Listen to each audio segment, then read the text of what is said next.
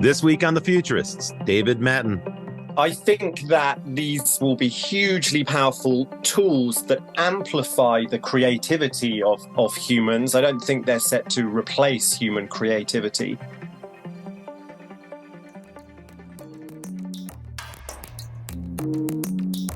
Well, welcome back to The Futurists. I'm Rob Tercek, your host, and this week my co-host is not available. He's traveling in the Middle East on his way to Asia. So globe traveler Brett King won't be able to join us, but we do have an excellent guest, Dave Mattin. I'm going to introduce him shortly, but first, the news from the future. The news from the future continues to percolate. A couple of stories that we've covered previously just keep staying in the news. That includes Elon Musk, who's showing us definitely how not to do an acquisition as he continues to flail away, lately posting provocative stuff that's link bait that's designed to attract people on the right wing of the spectrum, but it could very well alienate advertisers and users across the spectrum. In other news, we've covered the story of FTX and the meltdown there recently. And the U.S. Department of Justice is now in the process of preparing a fraud case against Sam Bankman-Fried and other people who were involved in that spectacular crypto flameout. In particular, they're investigating the transfer of hundreds of millions of dollars to bank accounts in the Bahamas just before the collapse of that exchange.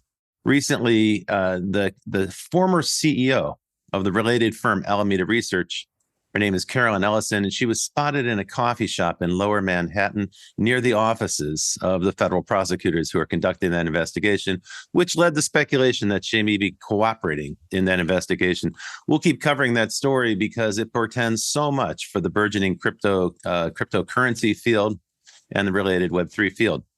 Another big story from the U.S. government is that the FTC has now filed antitrust action to break up Microsoft's looming acquisition of Activision Blizzard. If this were to pass, this would be the world's largest or the history's largest acquisition in the gaming industry, almost $70 billion of value at stake. But the FTC is weighing in under its vigorous new leadership from Lina Khan. There's a lot at stake here for the FTC because they've made a lot of sounds about breaking up big tech, and this is the opportunity for the FTC to prove their mettle. On the other hand, it's not so clear that this case is going to prevail because Microsoft makes a very good point. They're not the largest player in the gaming space by far. Tencent and Sony are much bigger. And of course, Sony is cheering from the sidelines because they'd love to see Microsoft stopped. This isn't so much about game consoles. Microsoft's Xbox is not the dominant console.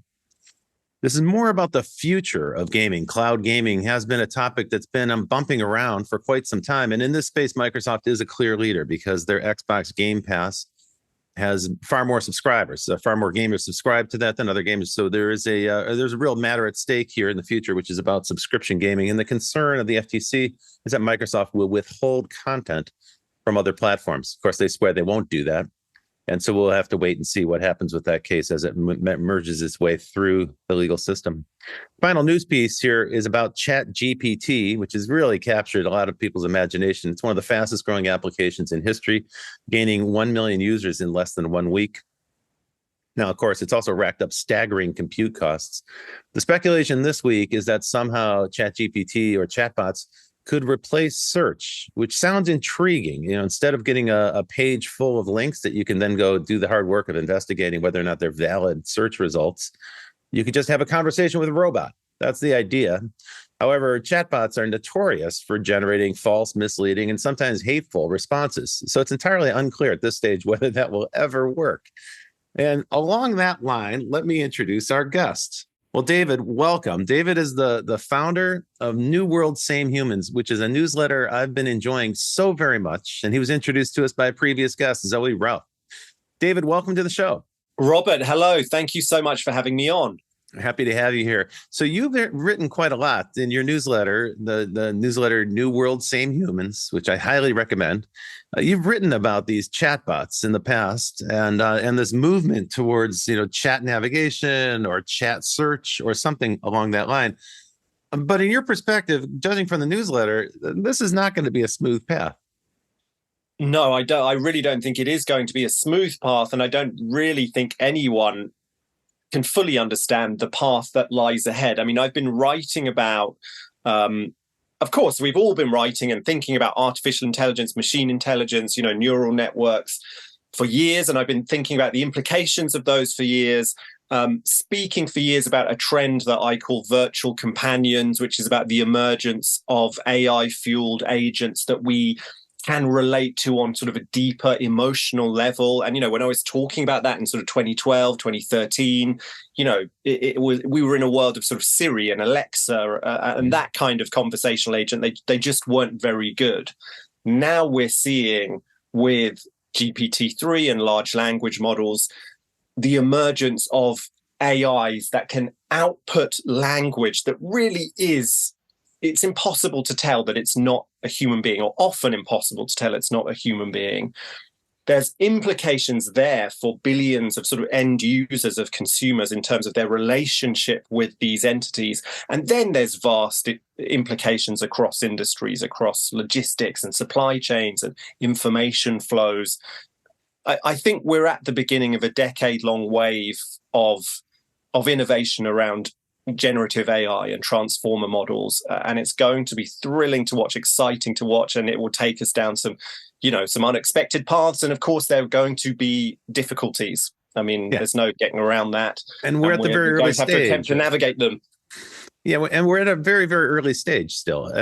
Although AI research in AI has been conducted for 50 years, and there have been tremendous results and some great progress in the past 10, particularly since 2015. We're still at an early stage, and these systems are still immature. I mean, the example of ChatGPT is, yes, it generates very, very good grammatical English and very well constructed thoughts, but the content within it sometimes is greatly made up. It's fake. It's misleading. It can be confusing. Recently, the Stack Overflow, which is a site where software developers share tips and code and so forth, they banned ChatGPT because it posts so many misleading comments that they've asked people not to share stuff that was generated by it.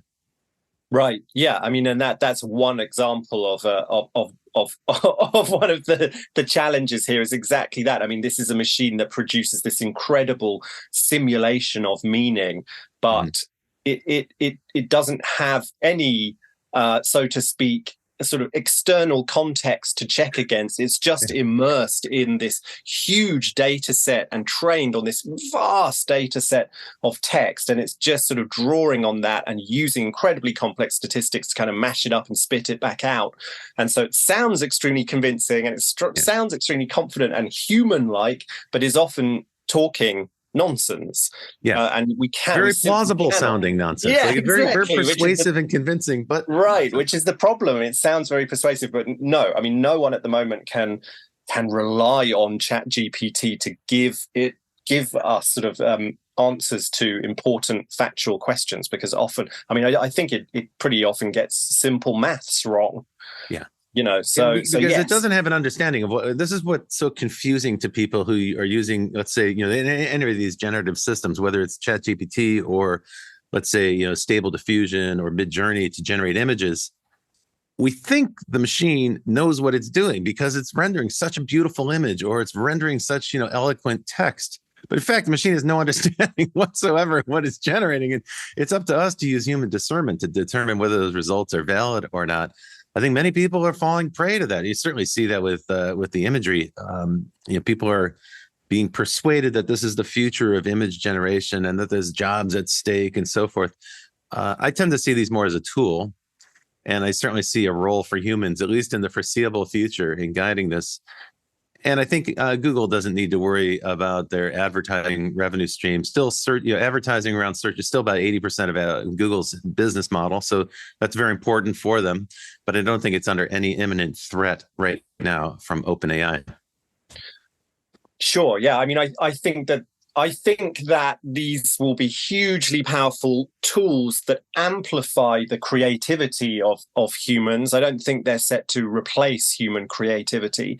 In fact, it requires a high degree of creative skill to use these tools effectively. If you want to generate compelling sort of narrative from GPT-3, or you want to generate truly compelling, unexpected, unusual images from, for example, Stable Diffusion, that requires human creativity in the prompts you feed, in the iteration you go through. So in fact, everyone will have these technologies that will be commoditized. It will make truly creative people even more valuable, because what truly creative people will be able to do with these tools will be astounding. So creative people needn't worry that human creativity or anything like that is about to become irrelevant. In fact, it's about to become even more valuable than it was before. It will bring change to, I think illustrators, that job market and that industry is going to change.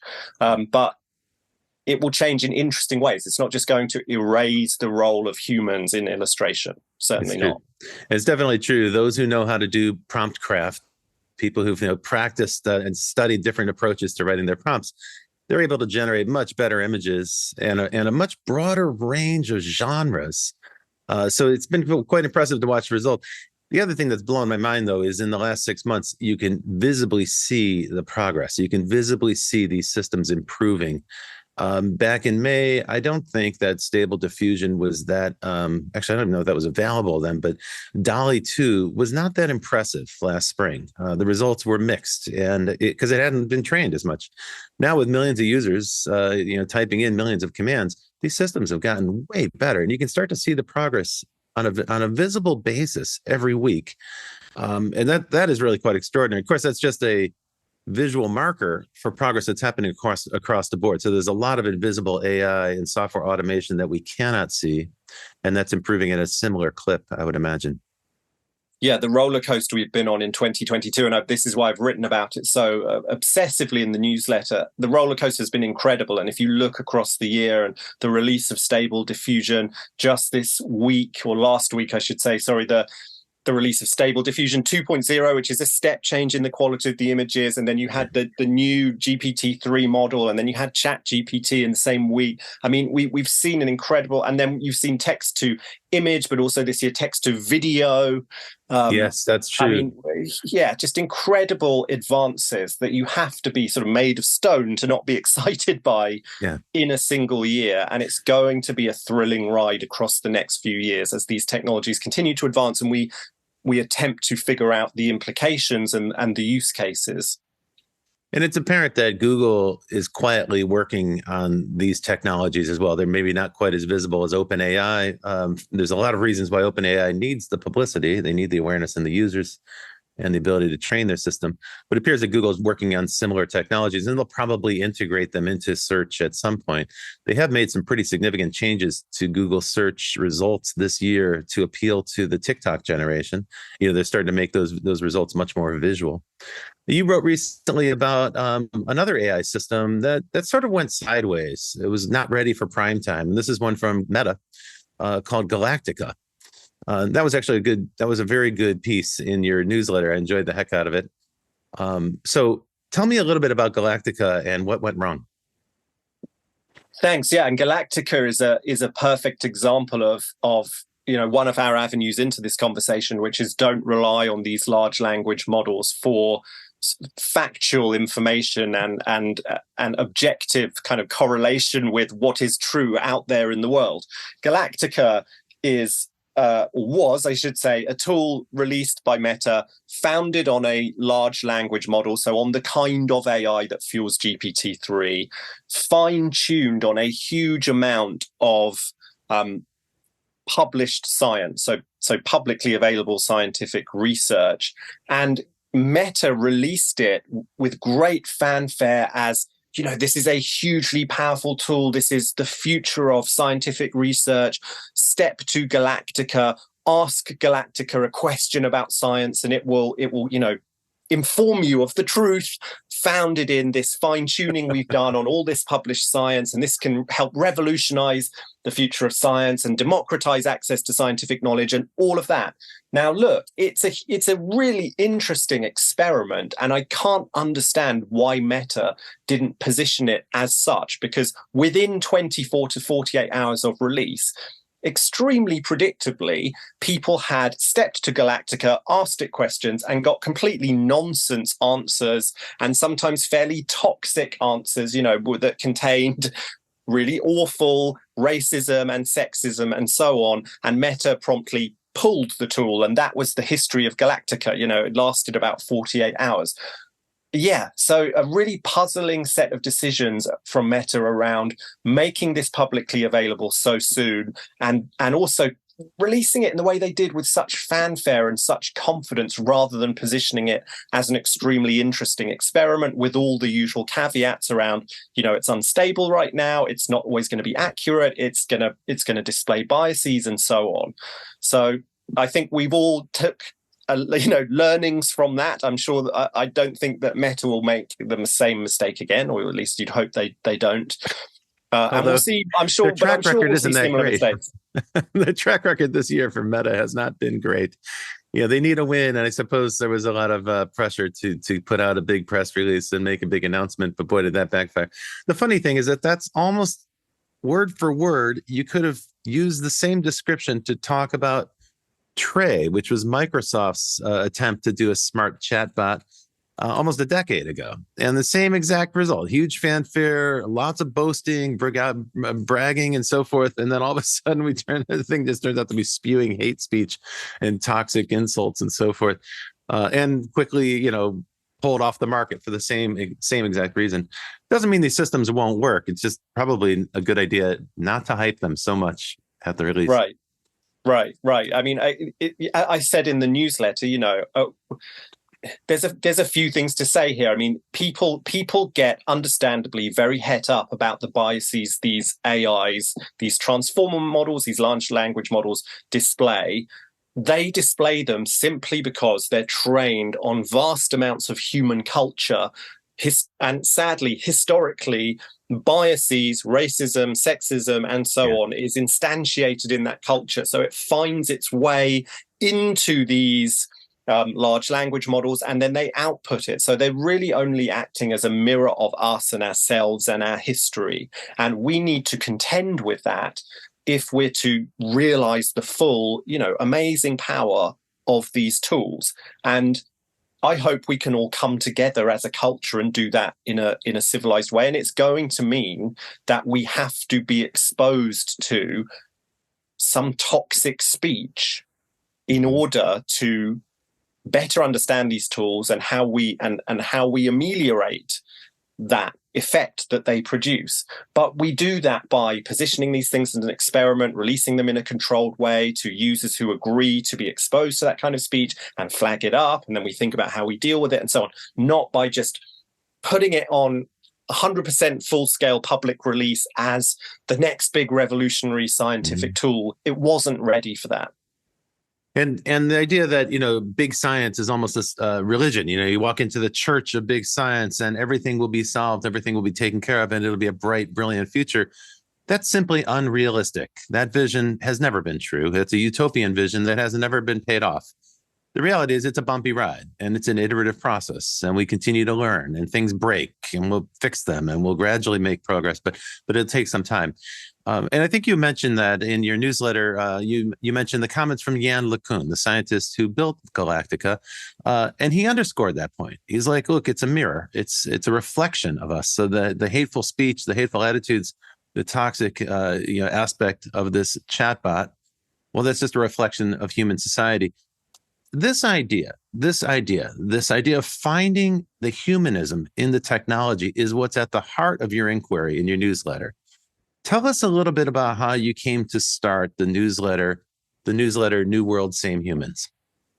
Yes. So my background is I was head of research and analysis, essentially head of the research side of the business at one of the leading independent consumer trend firms. So this was a firm tracking trends in consumer behavior and informing clients, pretty much every big brand, every big corporation under the sun, as to what those trends were.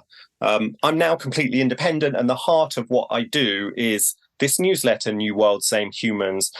And it's really founded in the underpinning thought, just as the name suggests, is this collision between a changing world and fundamental human needs. Really underpinning everything I do is this idea that when a changing world, often that means emerging technologies, unlock new ways to serve fundamental human needs, things like value, security, status, that's when you see new human behaviors or mindsets or expectations emerging at scale. So I write the newsletter. I take a very wide-ranging view of a changing world and the forces reshaping our shared future and what that means for businesses, but what also that means for culture and for our lives in the decades ahead.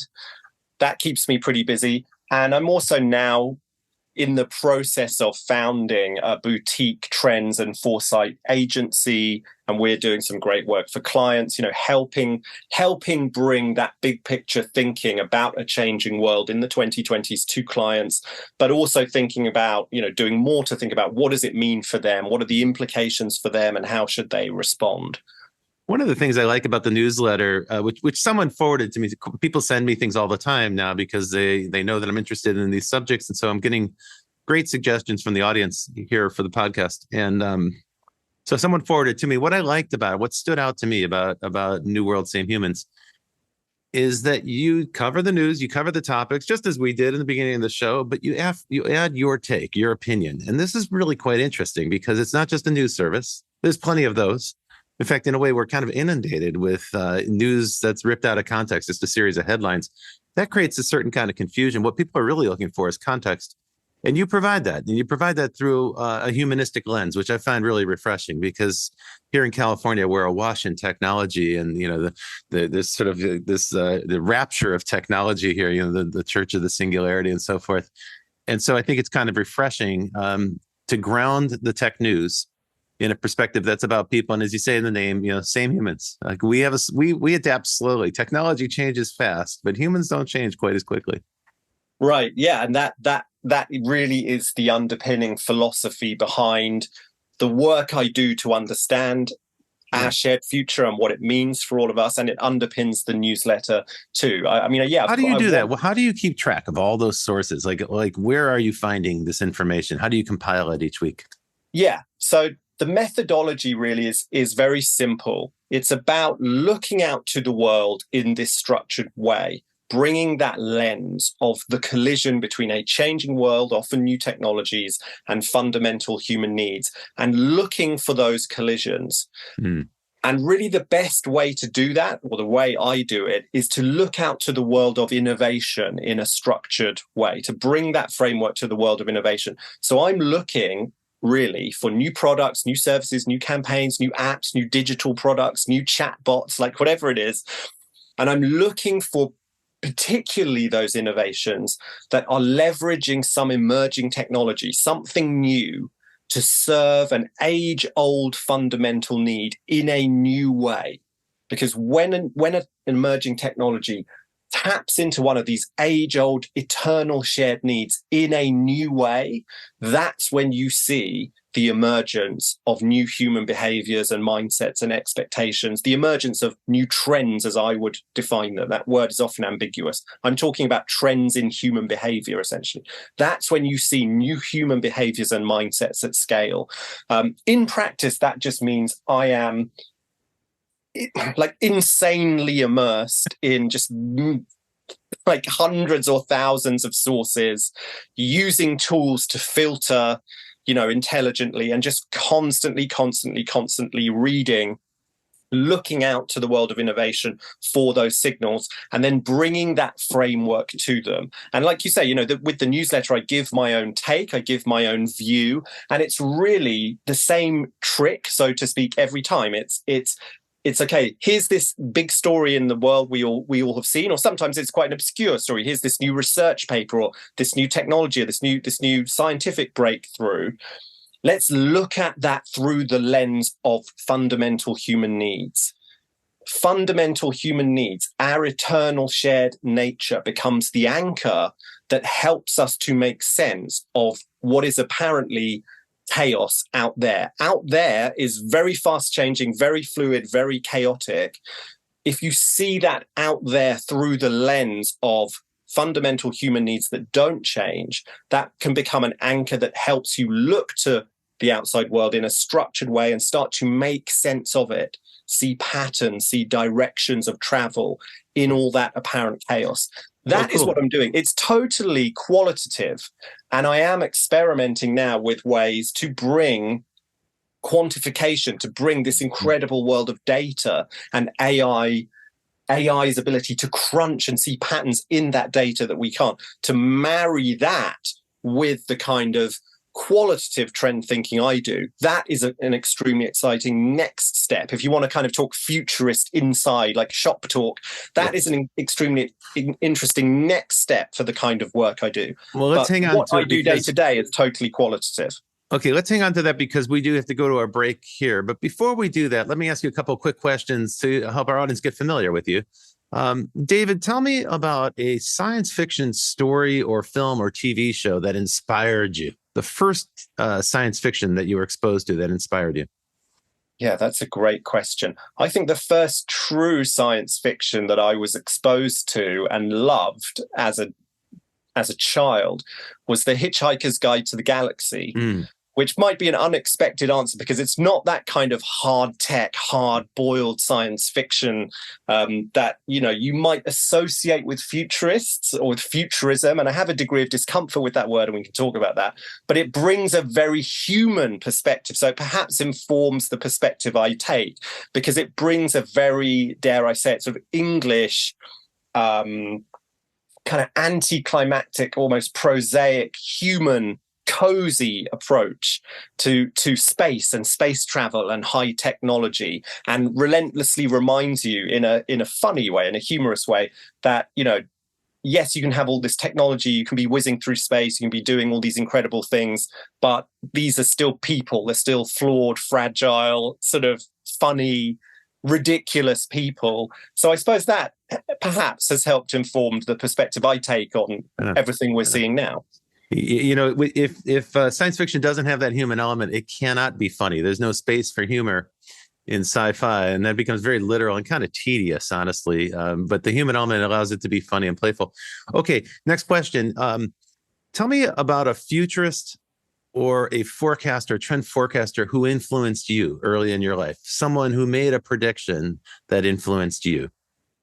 That is a good one. And I think, my deeper background is so founded in the humanities and in literature that I think the first kind of set of, if you can call it a set of forecasts that would have influenced me, would have been something like, Aldous Huxley's A Brave New World. So he's not a futurist. This isn't a forecast. But here is a detailed portrait founded in his time of an apparent future that feels very credible and very dangerous and very frightening.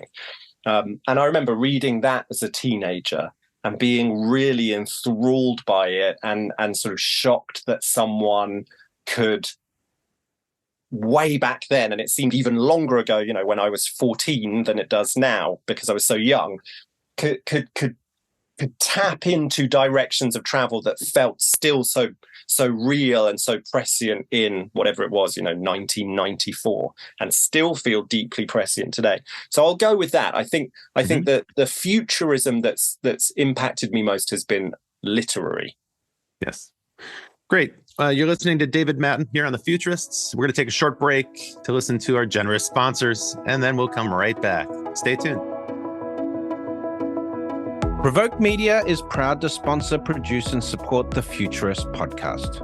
Provoke.fm is a global podcast network and content creation company with the world's leading fintech podcast and radio show, Breaking Banks. And of course, its spin-off podcast, Breaking Banks Europe, Breaking Banks Asia Pacific, and the FinTech 5. But we also produce the official Finovate podcast, Tech on Reg, Emerge Everywhere, the podcast of the Financial Health Network, and Next Gen Banker.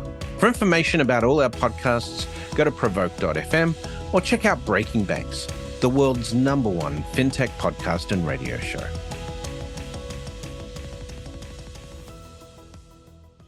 Welcome back to The Futurist. It's part 2, the second half, with David Mattin of New World, Same Humans. David, it's been such a pleasure hearing you talk about your methodology and your way of thinking about the future. One of the things we're so interested in this show is helping people understand how they can think better, think more athletically about the future. And to do that, there are different techniques. Most futurists employ one or two of these techniques. They're either doing trend forecasting, which is similar to what you were describing, and that's where you take a discernible trend today, where we can start to see evidence that there's something coalescing, there's some movement, there seems to be momentum in a certain direction, and then we can project out into the future how that might start to affect other parts of society or the economy or business or something else. And now, we all know that you can't do a straight linear projection because that's never the way the future unfolds. There are many trends happening at once, and they intersect and collide in interesting ways, sometimes unexpected ways. And so to help us with that problem, there's a second technique. The second technique is scenario planning. And scenario planning is almost like the inverse of trend forecasting. So we're trend forecasting, we're trying to project out a current trend to some point in the future. With scenario planning, what we do is we envision a scenario in the future and we work our way back. We say, okay, what will the key indicators be? What are the necessary preconditions for that scenario to come to pass? And it was interesting to me that you mentioned Brave New World right before the break, because storytellers and science fiction authors in general are the people who are the best at helping us conjure up those scenarios. Now, this is sort of a surprise or contentious point, I suppose, to some folks, because there's a lot of science that informs scenario planning. And the people who do it as professional futurists or professional forecasters are very rigorous, and they try to, add mathematics and other models to make that more rigorous, more accurate. But the reality is, scenario planning is storytelling. At some point, you're talking about an imaginative process where we're trying to envision how the world might be in the future, and we try to think through all the different aspects of that, and then work our way back. And that is a kind of storytelling. Now, your background, your inspiration is all literary. In other words, you're inspired by storytellers, though in a way you are doing trend forecasting. So you're kind of a blend of the two things. At what point does trend forecasting become scenario planning? At what point do those two different methodologies converge for you?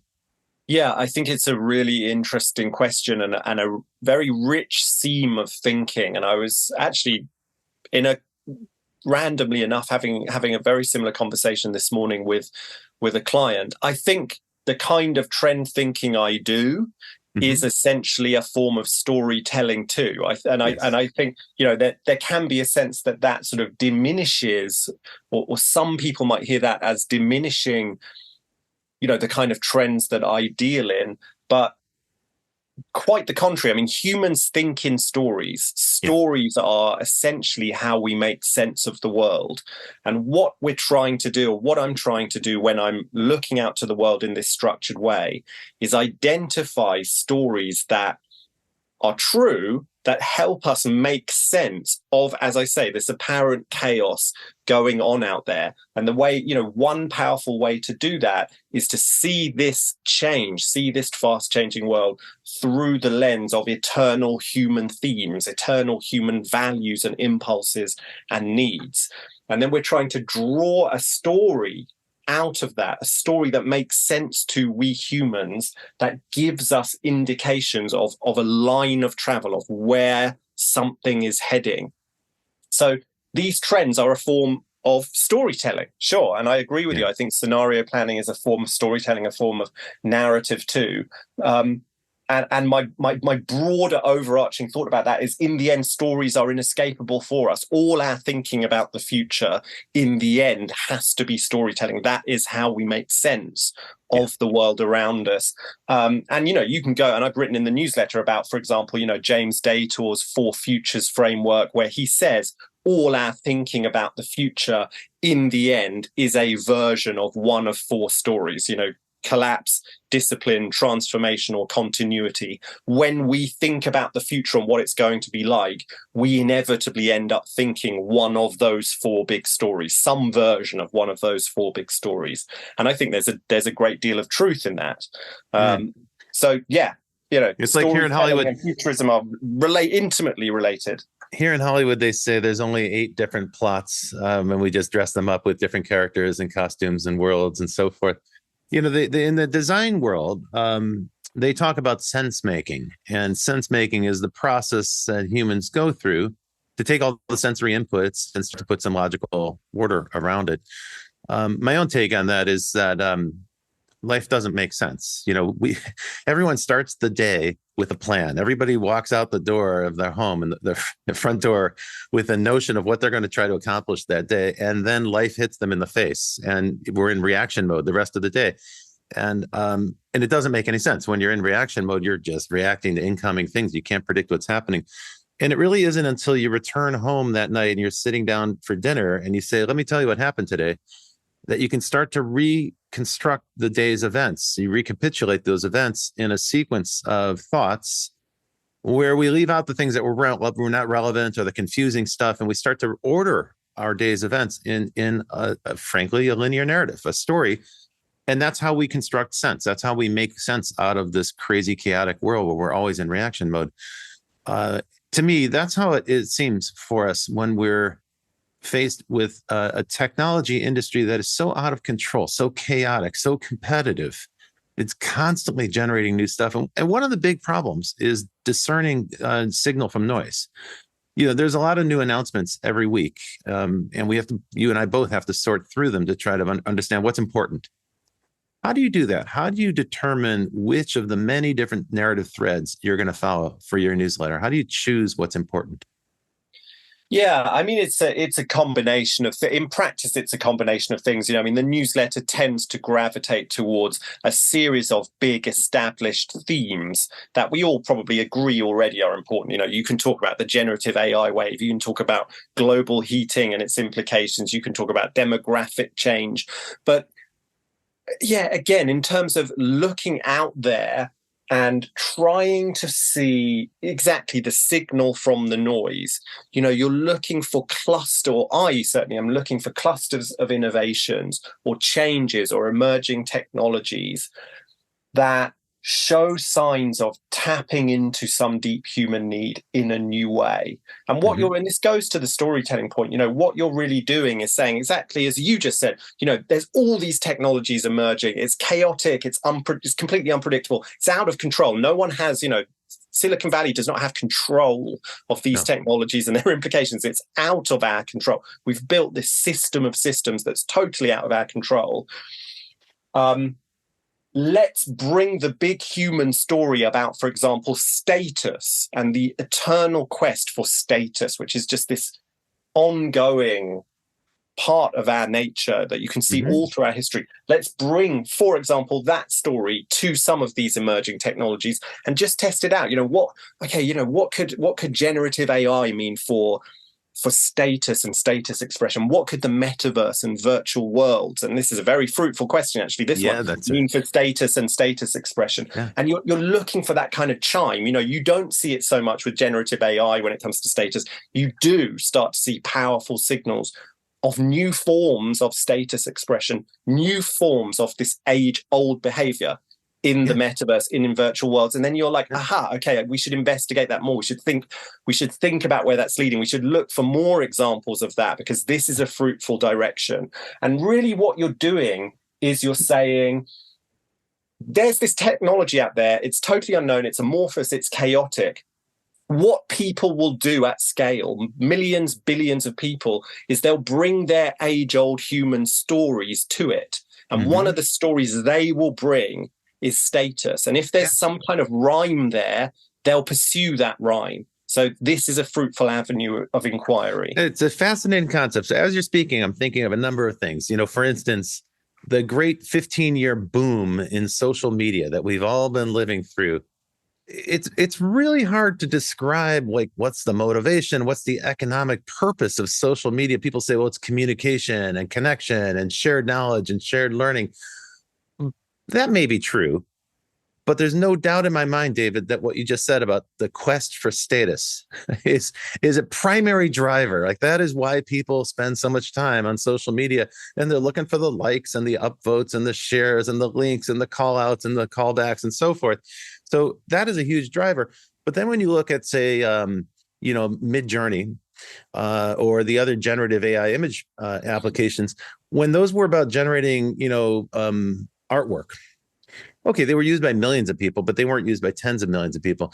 And then Lensa came along and made it extremely easy for people to upload their selfies and generate sort of optimized personal profile pictures boom, overnight, your social media feed was flooded with images from people who had never experimented with these systems and would never consider themselves an artist, but they all know how to take a selfie and they all want to look good. And so suddenly people were very proud to share their AI generated selfies on social media. That just happened in the last month or so. And, look at Elon Musk's quixotic quest to take over Twitter and control it and wrangle it. This is, yes, he's a troll, but he's obviously also driven by status. So this notion of status as a driver, a human value or human need that drives behavior and drives how we use these technologies, how we apply these tools, that's a really profound insight. Like we could talk all afternoon about that idea. Oh, for sure. I mean, we could write tomes, we could write books about the way status drives so much behavior in affluent societies. When you get a collective of people and their most basic human needs are on the whole met, they're lucky people like us and they live in affluent societies, it's status and the status quest that rises to the surface and that fuels so much consumer behavior. Even crypto and NFTs, to me, there's a huge amount of status there as well. Sure. Like, what are those? The Bored Apes, on your Twitter profile, and the NFT pair of artifact sneakers, and all of this is status display, and it's the same human impulse that built the pyramids. That's why people want a Ralph Lauren polo, logo on their shirt, or a Nike swoosh. Actually, Nike's metaverse now is called .swoosh. They're actually getting into the metaverse. Yeah. So now let's talk a little bit about the metaverse. We've had a number of people on the show, including some of the people who are the original developers of technologies for the metaverse. But we haven't gotten into this notion of status in virtual worlds. And I think that's quite interesting. We can actually expand that and talk about other human needs as well. But let's carry on with the status inside the metaverse. Maybe that hasn't been properly tapped yet. People are trying to own land. They're speculating in land and virtual land and Decentraland and Sandbox. People are trying to develop games, and there's some measure of speculative investment involved there. Some call games a Ponzi scheme, the crypto games or the NFT games, a Ponzi scheme. That may be the case. But I don't think anyone's talked about status inside of the metaverse. So tell me a little bit about that.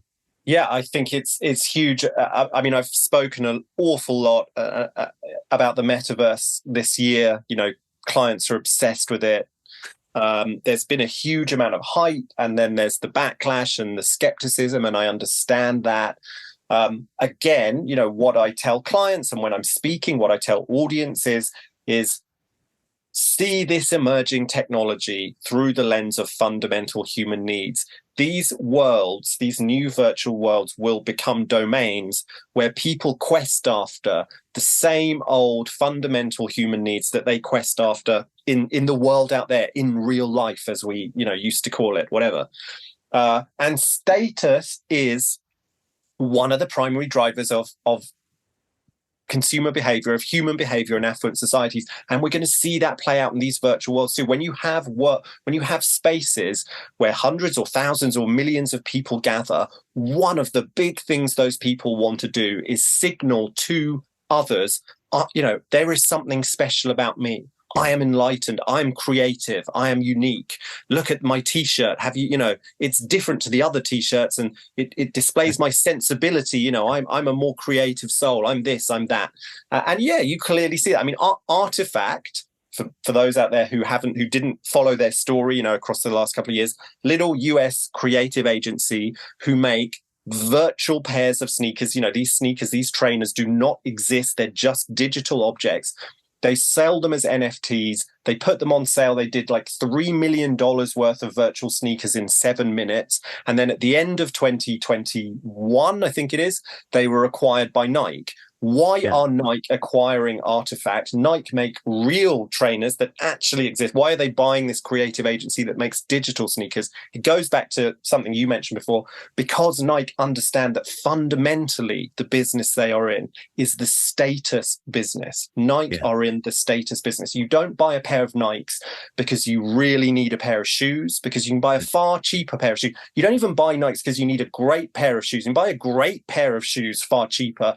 It's it's a tiny little story. It also goes back to the storytelling. It's a tiny little story that you're telling yourself and you're telling the world about who you are. It's a tiny little bit of self-expression, of status display. And Nike understand that very clearly. Their history of their marketing shows they understand that very clearly. You know what's interesting, David, what you're telling me about? We're talking about the driver behind fashion is there's a paradox. People want to show that they're unique and individual, and they also want to show that they belong, but they belong to a special class, right? But this idea that we're kind of torn between the two things. We want to belong to a group, but we want to be different within that group. You could say arguably that's what Yuga Labs has cashed in on with the Bored Ape Club, where they're selling, what is it? A picture of an ape. It's just a generative image of a gorilla cartoon for $100,000 a piece. But it's more than just a picture. It's not just a profile picture that you can post on Twitter and show your friends that you're part of that group. It's now emerging as a platform, and it's actually kind of an extraordinary story. The crypto meltdown isn't helping the story, unfortunately, but I find this company, Yuga Labs, to be one of the most interesting because they're turning their NFTs into a platform for a community. So you're not just buying the artifact, buying the image to show off on social media. Of course, people are doing that.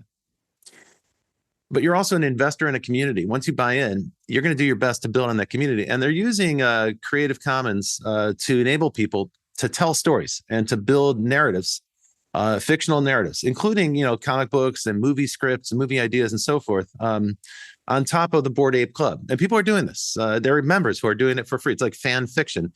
They're also creating a real world community where you use the NFT to get token gated access to activities, to premium events, to hospitality and so forth. So at gatherings where there's likely to be members of the Bored Ape Yacht Club, they'll create a Bored Ape Yacht Club like area or a special hospitality zone. So they're trying to pay off that notion and give the audience a chance to do more than just be a mindless consumer, but be an active participant in the creation of a community of like-minded people who want to signal to the rest of the world. They're using that signaling technology. We're part of this group and we share these values. Now, for my mind, this portends great opportunity for marketers. And it's no surprise that Nike has gotten into it. By the way, since they acquired Artifact, Nike's done $200 million of sales of NFTs. People don't realize that. They're by far the leader in terms of big brands in the NFT space, but they're not the only one. Gucci, Prada, a number of other major fashion labels have also gotten into the NFT game. These are companies that sell products for thousands of dollars, luxury goods, but now they're selling NFTs for more than the price of a Gucci bag. You can buy the NFT, the virtual version of the bag, for more than the price of the real world item. And of course, now people would typically hearing this, they'd say, well, that's just like the Dutch tulip, bubble and so forth, the manias in the past. And there may be an element of that in the crypto world. But I think what you're describing is that people have this urge, this need, and they're going to scratch that itch one way or the other. New technology that affords us ability to do it and then telecast it across the whole world.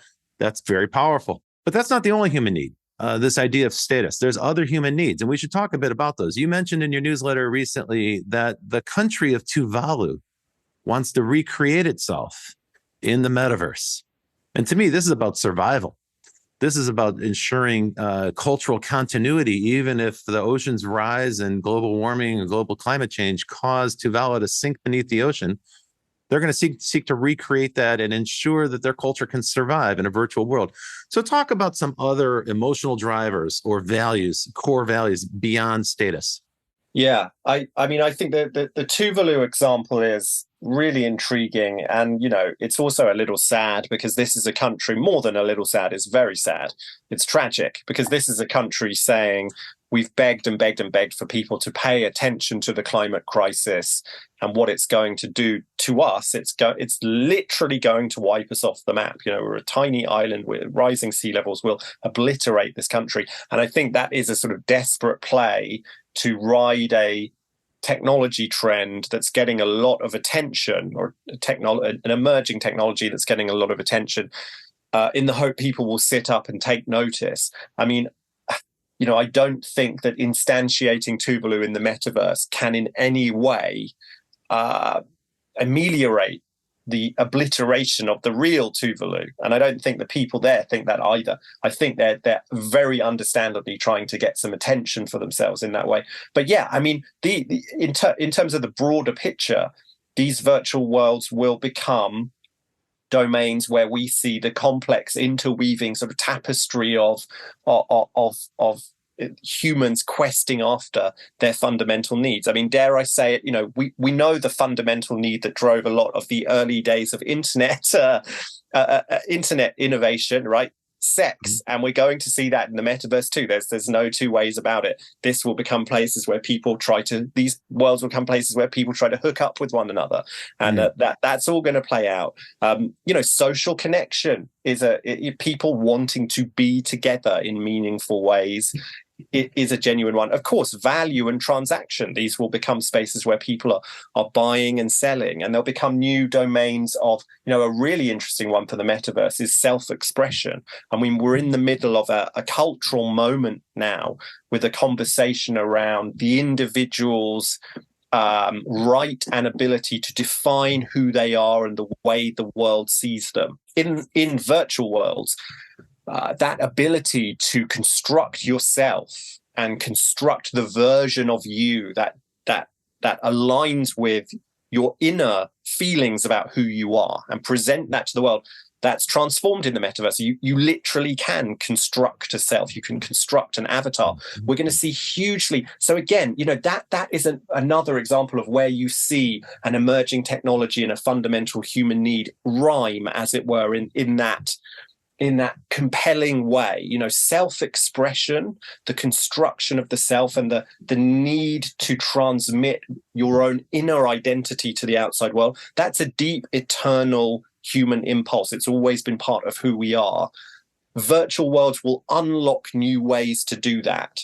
And so we'll see that story develop. And for any innovator or any brand who wants to think about what does the metaverse mean for us? What kind of human behaviors will we see in it? That would be a really interesting, fundamental human need to pursue and think about in that context. It's a really powerful driver of behavior in digital environments. However, it runs headlong into a collision with broadcast media. And the habit in broadcast media is that you're entirely passive. You simply sit there and consume.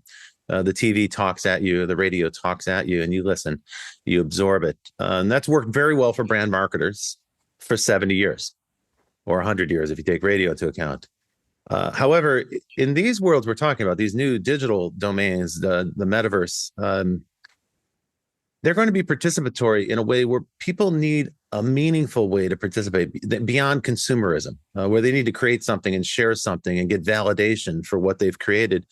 And I think this is a misstep that we can see that Meta and other companies that were early players in the metaverse, they completely blew it. They completely missed the opportunity to make these creative environments where people had the ability to generate and share and maybe even sell or transact around their digital creations.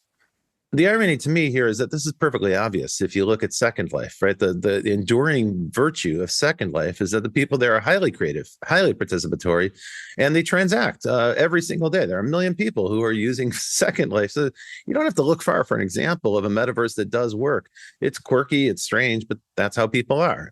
This notion that like Meta shared with Horizons, that there'll be this sort of canned metaverse, a prepared metaverse, kind of like Disneyland, or a shopping mall or a corporate office park, where everything's groomed out and prepared for you, and all you can do is modify an avatar with a preset group of parameters.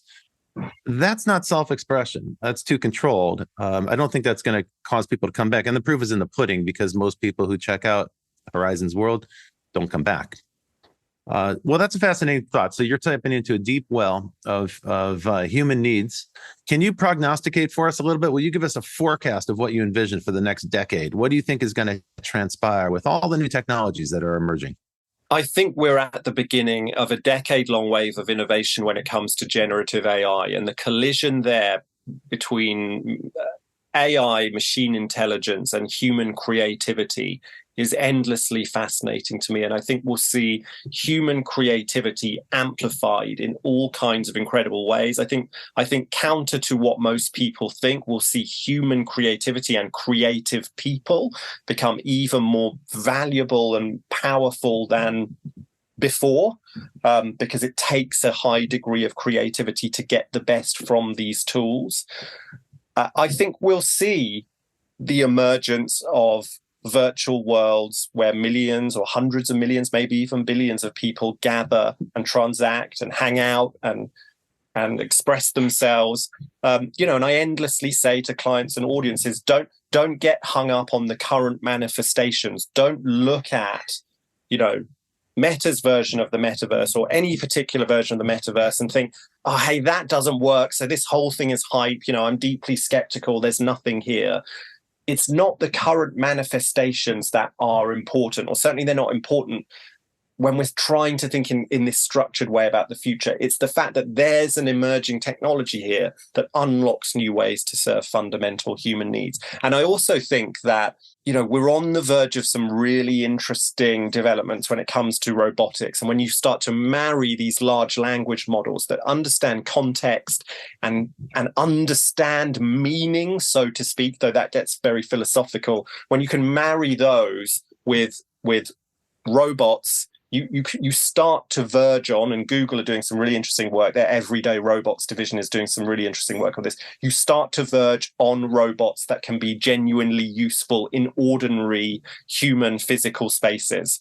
You start to verge on a robot where you can say, oh, hey, hey, I've just spilled my coffee, sort it out. And the robot will understand that and act appropriately. We're still some way off that because that's a whole other podcast. We've seen incredible advances in digital and in the world of bits, as they say, but not so much in the world of atoms. We're not perhaps where we expected to be in the world of atoms. We still don't have that household helper robot that just loads the dishwasher and makes you a cup of coffee. But perhaps we're closer now in a meaningful way. And that, to me, is extremely interesting as well. I think that's a whole new way. The technologies that have transformed our lives across the last 20 years have been digital on the whole. We may be on the verge of a wave of physical, of hardware, of atom technologies that really change day-to-day life. And that will raise a whole new set of really interesting issues and challenges. Right on. Well, thank you very much, David Mattin, the creator of New World, Same Humans newsletter, which I've been reading and have enjoyed immensely, and I recommend everyone who's listening. Thank you, David, for joining us on this show, the podcast.